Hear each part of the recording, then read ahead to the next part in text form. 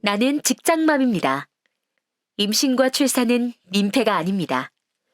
고민주님의 인터뷰입니다. 난임 휴가와 임신 계획서. 간단한 소개 부탁드립니다.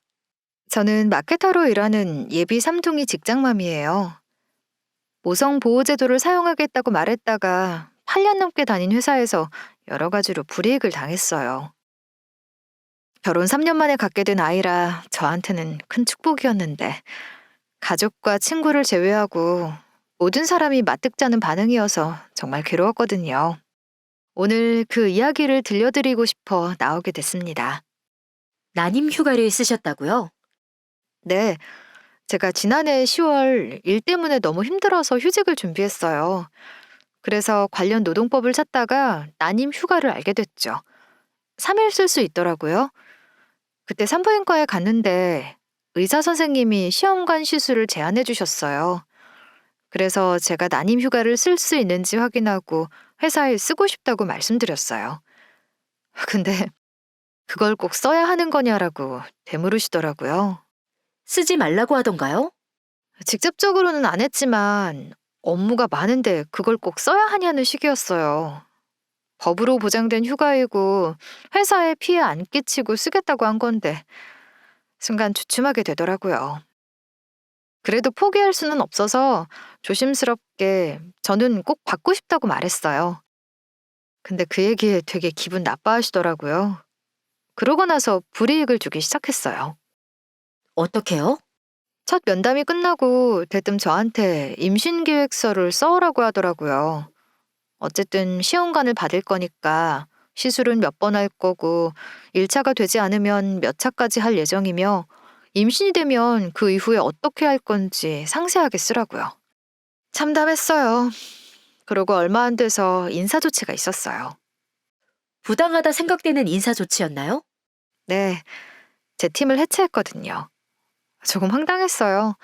저까지 포함해서 4명 있는 조직이었는데 2팀으로 나누더라고요.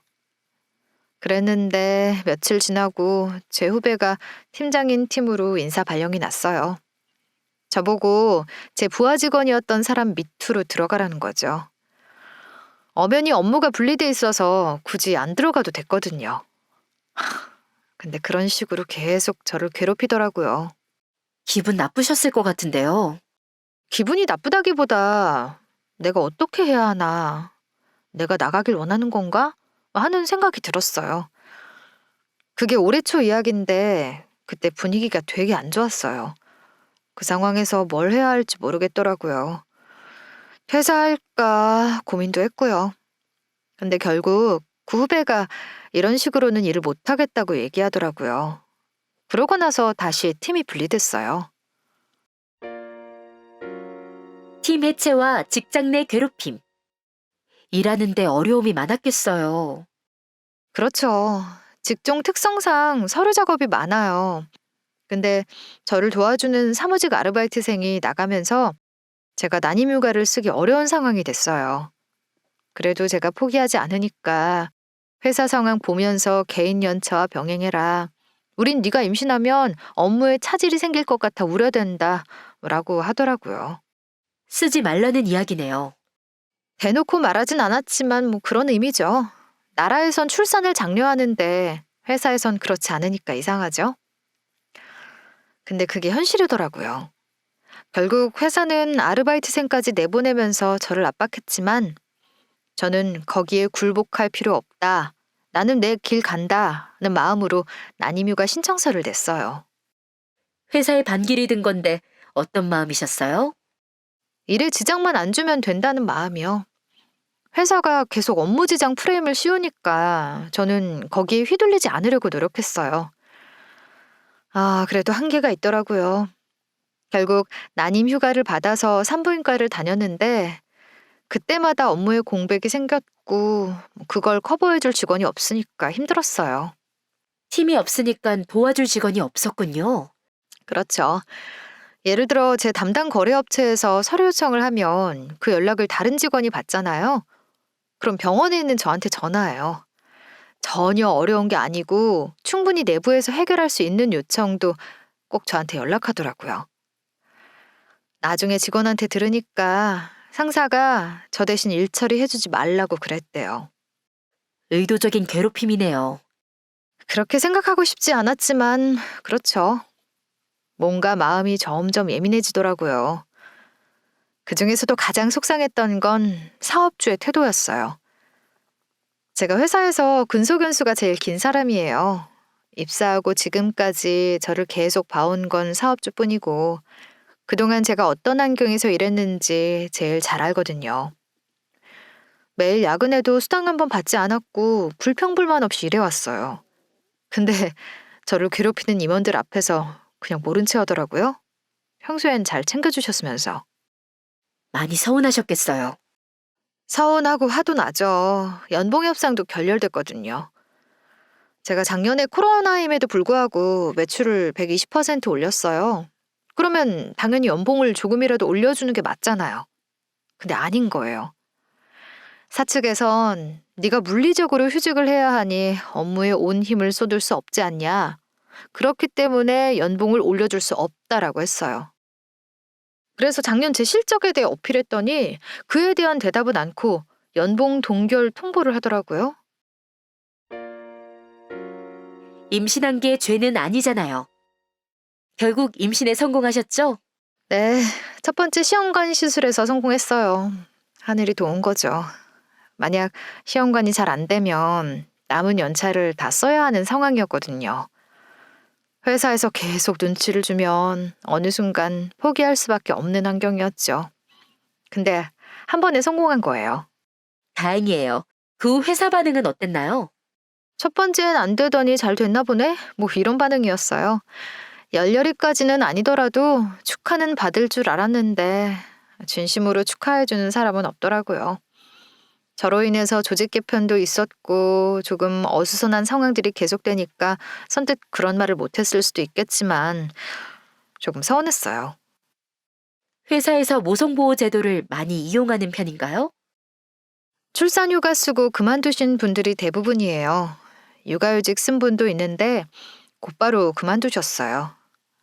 복직한 사람이 한 명도 없어요. 회사에서 눈치를 주니까요. 제가 난임휴가 쓴다고 했을 때도 일 많은데 업무 지장 주는 거 아니냐는 반응이었잖아요. 출산휴가, 육아휴직 얘기가 나왔을 때도 비슷했어요. 어떻게요? 임신 초반에 상사가 회의 중에 대뜸 물어보더라고요. 아이가 태어나면 손이 많이 갈 텐데 어떻게 할 거냐고요. 그래서 지나가는 말로 신랑 회사는 육아휴직 쓰는데 어려움이 없어서 괜찮다는 식으로 정말 아무 생각 없이 말했거든요. 근데 그게 마치 기정사실화된 것처럼 회사에다가 다 소문을 내신 거예요. 순식간에 모든 직원한테 퍼졌더라고요. 졸지에 육아휴직은 안 쓸 사람이 돼버린 거죠. 난감하셨을 것 같아요. 그렇죠. 그리고 또 진지하게 저를 불러서 얘기했어요. 육아휴직 쓰고 싶다고 해서 그거 다 쓸 수 없는 거 알지? 라고요. 확신에 차서 말씀하시길래 긴가민가해서 직장맘 지원센터에 물어봤어요. 센터에선 회사에서 벌금 500만 원 내고 안 주지 않는 이상 받을 수 있다고 하더라고요. 결국 받으셨나요? 네. 출산휴가 4개월 포함해서 약 1년 정도 가게 됐어요. 그리고 임신기 근로시간 단축도 썼어요. 저한테 주어진 권리는 웬만하면 다 이용해 보려고 제도 공부도 꼼꼼히 하고 있어요. 사사건건 부딪혀도 포기는 없다. 임단축 쓸 때는 별말 없었나요? 아니요.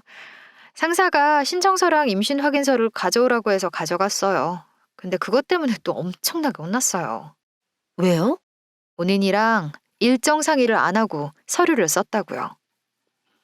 그게 서류상 단축 근무를 몇 시부터 몇 시까지 할 건지 기재해야 해요. 2시간 단축인데 오전 오후에 각각 1시간씩 쓸 건지 아니면 몰아서 쓸 건지 또 날짜도 기재해야 하거든요. 그걸 본인하고 논의하지 않고 썼다고 혼내더라고요. 뒷끝 있네요. 그렇죠. 설령 제가 제시한 시간이 문제가 있으면 수정하면 되잖아요. 근데 그걸로 사람 혼이 쏙 빠지게 혼냈어요.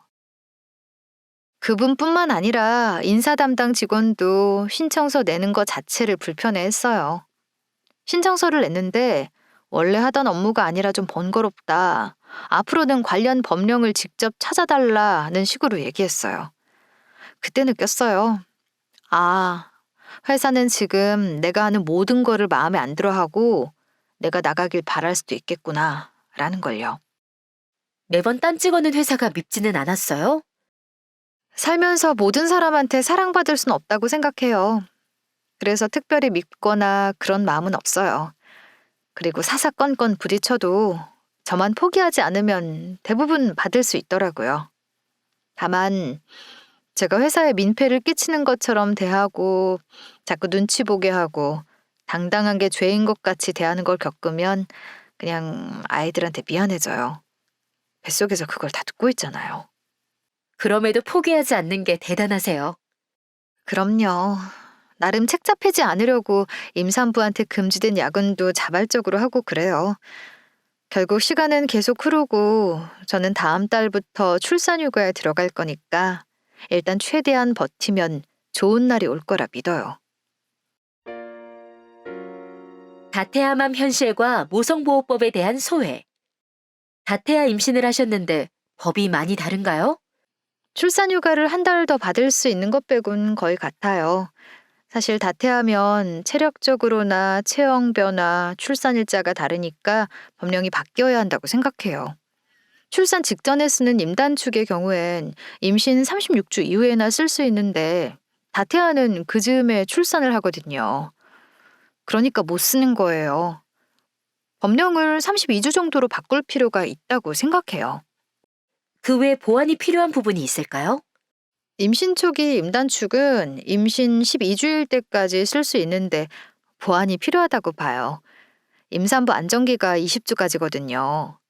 정리하면 임신 초기 임단축은 12주가 아니라 20주까지 늘리고 다태아는 후반기 임단축을 36주가 아닌 32주부터 부여해야 한다고 생각해요. 육아휴직 쓰시고 복귀하실 건가요? 네, 꼭 복직하고 싶어요. 회사에 여성 직원 비율이 거의 90%인데 아직 선례가 없어요. 지금까지 썼던 난임휴가나 임단축도 제가 첫 번째 사용자였거든요. 복직도 꼭 성공해서 제 후배들은 조금 더 당당하게 육아휴직을 쓸 수 있게 하고 싶습니다.